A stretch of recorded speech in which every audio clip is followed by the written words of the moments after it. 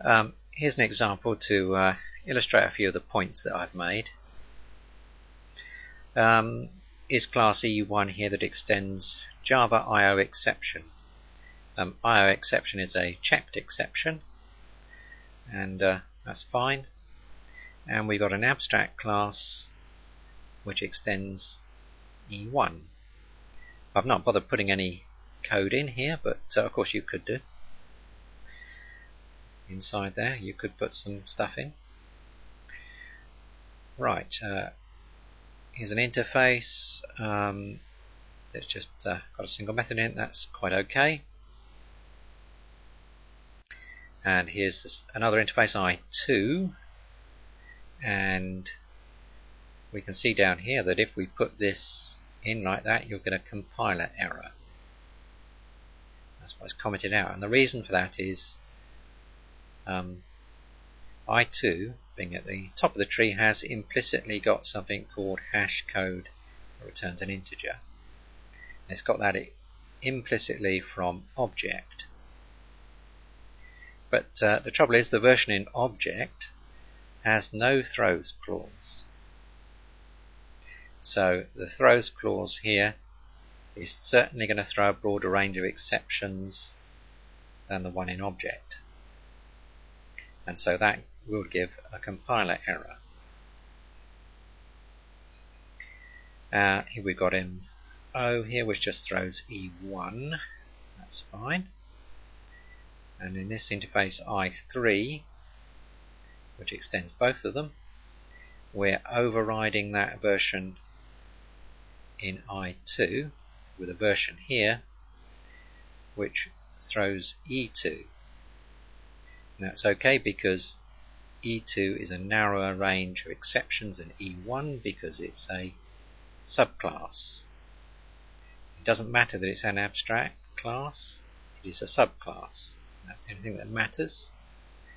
And of course it is throwable, that's important. We can't have an interface there, but we can have an abstract class. Here's an abstract class here which implements I3. Because it implements I3, it implicitly implements I1 and I2. But we've only put I1 in. We could have put I2 in, or we could have just left it as I3. This method in here creates a couple of variables there of type I1 and I2 by doing new B. B, as you can see, extends A,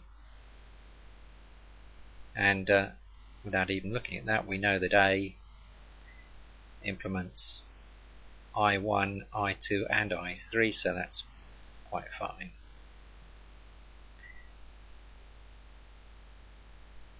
Finally, down here we've got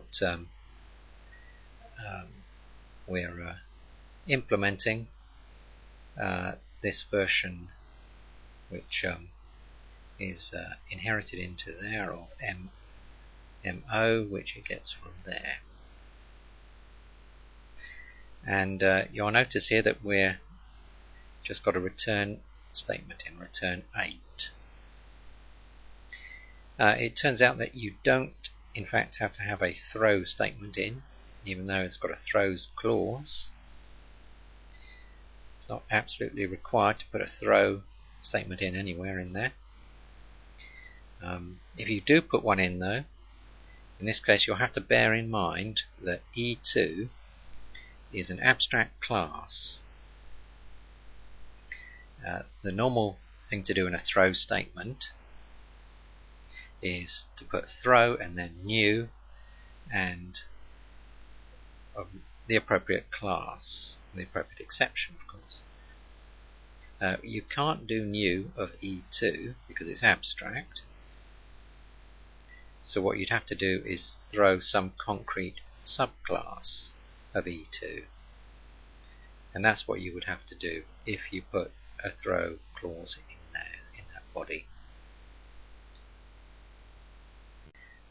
Before I say some more about public, private and default, and just say a few words about qualifiers. Now, they can be written in any order, but this is the preferred order, starting with annotation, public, protected, private, abstract, static, final, synchronized, native, and strict FP. All of these can go in front of methods or classes or fields, or at least some of them can. Now, I've not said what some of this is. Annotation came originally from a sort of documentation facility. It allows stuff to be stored in the class file and used by third-party tools. I'll say a bit more about that later. It's got some useful features as well, some stuff that's built in. Yeah, and I'll say some more about that later, I think. Obviously you can't have all of these. It's either public or protected or private, or default of course, which is empty. Some of these combinations are obviously not allowed. Okay, we said a little bit about synchronized. Native, that means that it's attached to methods, and it means that it's not written in Java, it's written in another language. Strict FP, that means that the floating point maths in it obeys the IEEE rules strictly. There's not a lot of consequences for most programs. Some numerical stuff it does affect. Right, this public, protected, private, default.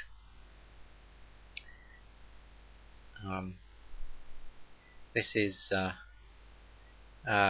all to do with accessibility, and it's determined at compile time.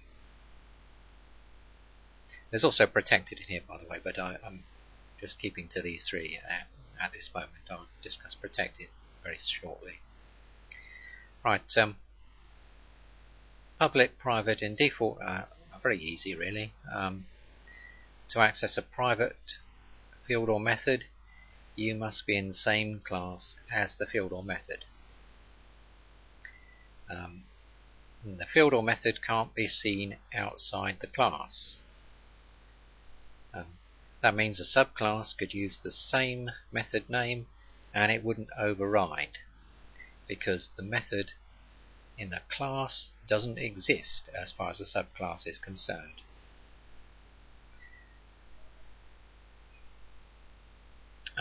For default,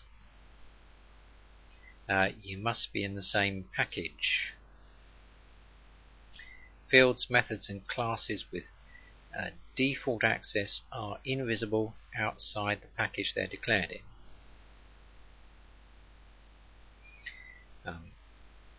To access a public field or method, you only need access to the class which contains it. If that is public, you automatically have access.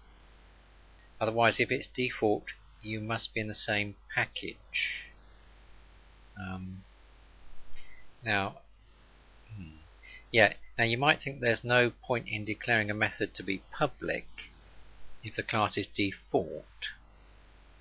However, there is, and I sort of alluded to the fact that you can kind of bypass this when you're overriding, and I'll show you how that happens very shortly. Okay, so what about protected? That's another access qualifier, and it's the difficult one, and I'll cover that just as soon as I've shown this example to do with bypassing this requirement here.